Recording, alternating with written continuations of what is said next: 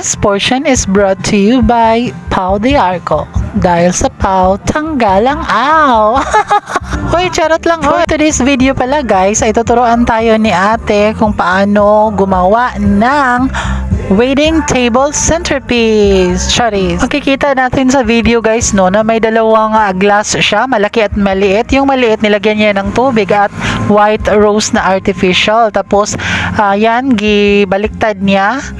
Tapos nilagyan niya ng mga beads, yung mga clear stones na beads. Nilalagyan niya ng parang ilaw siguro yun guys para mamaya. Ayan, at nilagyan niya ulit ng mga crystal beads na parang huli na malinaw. Ayan, nilagay niya yung singsing, dalawang singsing, wedding ring siguro yan guys. Ayan, gi-arrange niya ng mabuti. Ayan, nilagyan niya ulit ng crystal balls na beads. Tapos nilagyan niya ng dalawang laruan na dove o yung kalapate, dalawa. Ayan, nilagyan niya ulit guys ng mga crystal balls or mga beads na malilinaw. Ayan, ang puno na.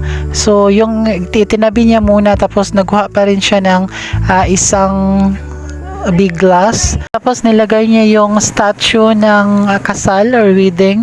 Ayan, sunod niyang nilagay yung wire. Ano siguro yung wire guys? What a big surprise siguro yan mamaya. Tignan natin kung ano yung nilagay niya na wire. Yan, gaayos niya ng mabuti yung wire na nilagay niya. Tapos may battery pa. Nilabas niya yung battery. Ayan, may mga stones siya na nilagay sa ilalim ng sa paanan ng statue. Tapos nilagyan niya ulit ng mga white round beads or crystal beads, anong tawag dyan. Ayan, pinuno niya hindi kalahati pa pala. Ayan, nilagyan niya ng perlas. Ayan, on top of the statue. Yan, may mga perlas siya na nilagay. Hiwalay-hiwalay. Tapos lagyan ulit ng crystal balls or beads. Ayan, alternate. Hanggat mapuno yung big glass. Ayan guys, tapos na ang yung dalawang big glass na ano niya. Tapos binuhusan niya ito ng tubig. Ayan. Tignan nyo naman guys ang resulta, ang outcome ng gawa ni ate.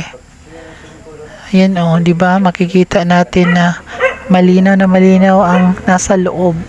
Ang purpose pala nung ano guys, yung mga crystal beads, yung beads, yung mga parang holin is parang siya yung mag-hold. Siya yung mag-hold sa mga nilagay niya, lalong-lalo na yung wedding ring, mga lights, mga perlas. Yun pala ang purpose nun. Ayan, lalagyan din ni ate ng ano yan, takip na may mga LED.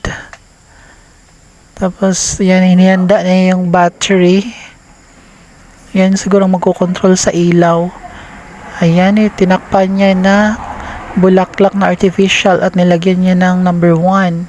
Siguro sa table 1, ganyan. Ayan, pinailaw na ni ate, guys.